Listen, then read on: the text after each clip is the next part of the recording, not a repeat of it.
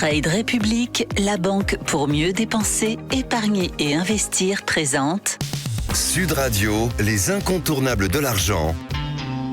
Thomas Binet. Bienvenue dans ce nouvel épisode d'Oser investir, les incontournables de l'argent. Je suis accompagné par notre expert Mathias Bassino, directeur des marchés européens de la néobanque Trade République. Bonjour Mathias. Bonjour Thomas. Mathias, on va parler de la manière d'affronter la profusion d'informations à laquelle nous sommes exposés en ligne. Qu'est-ce qui fait un bon contenu sur Internet du coup ?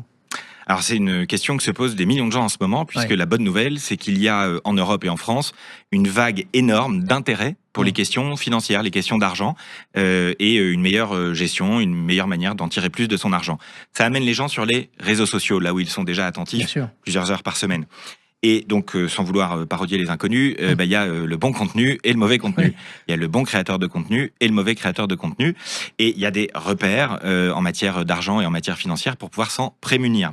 Donc, ce qui est, je pense, très très important, la première chose qu'il faut dire, parce que c'est ça qui cause le plus de dommages, c'est que quand vous avez une promesse de rendement, d'argent facile, élevé, rapide, il faut fuir. C'est pas possible. Ceux qui vous disent que vous pouvez gagner beaucoup d'argent rapidement, c'est pas possible. C'est vraiment le premier repère. Et on commence tout de suite par dire, comme disent les jeunes, D-I-O-R, do your own research, D-Y-O-R, pardon, Dior. Ça veut dire faites vos propres recherches. C'est le mot d'ordre de la jeunesse. Le plus important, c'est de se faire son propre avis. Donc attention aux promesses de rendement élevés. C'est, je pense, le premier point qu'il faut dire. D'accord, donc c'est le premier élément, vous venez de le dire, mais n'est-il pas possible d'avoir plus de certitude quand même sur la qualité d'un contenu, parce que c'est quand même le fond du sujet. Alors il y a d'autres repères qu'on peut prendre en compte, parce qu'il y a 15% des Françaises et des Français qui sont victimes d'arnaques en ligne quand même, donc c'est un enjeu essentiel. D'abord, est-ce que vous avez des sources, c'est-à-dire les informations qui vous sont présentées, sont-elles sourcées ? Si elles ne sont pas sourcées, si on ne sait pas d'où elles viennent, on ne peut pas les vérifier.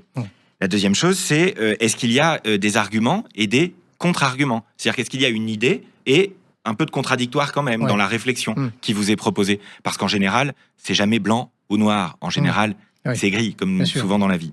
Un autre élément essentiel, c'est est-ce que vous comprenez l'intégralité de ce qui vous est raconté ? S'il y a une partie du message que vous ne comprenez pas, passez votre chemin ou alors creusez, formez-vous, apportez du contradictoire.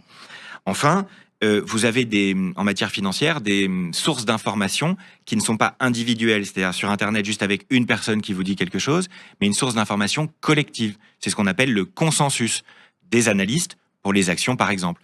Donc vous avez potentiellement d'autres sources aussi que celles des réseaux sociaux. Mais je dirais que le contradictoire, est-ce qu'on a une source pour l'information ? Est-ce que vous comprenez ce qui s'y est dit ? C'est déjà des bonnes manières de faire le tri. Donc ce que je retiens dans ce que vous venez de nous dire, c'est qu'il faut se reposer sur d'autres sources, bien évidemment, que les créateurs de contenu. Et voilà, parce que comme en investissement, on dit qu'il faut diversifier pour avoir du succès. Pour s'informer, c'est pareil. Les créateurs de contenu, le gros intérêt, c'est qu'ils vous apportent du contenu là où vous êtes déjà, sur les réseaux sociaux.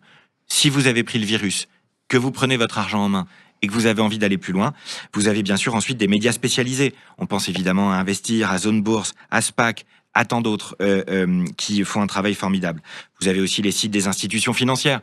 Vous avez l'AMF, la Banque de France, la Finance pour tous.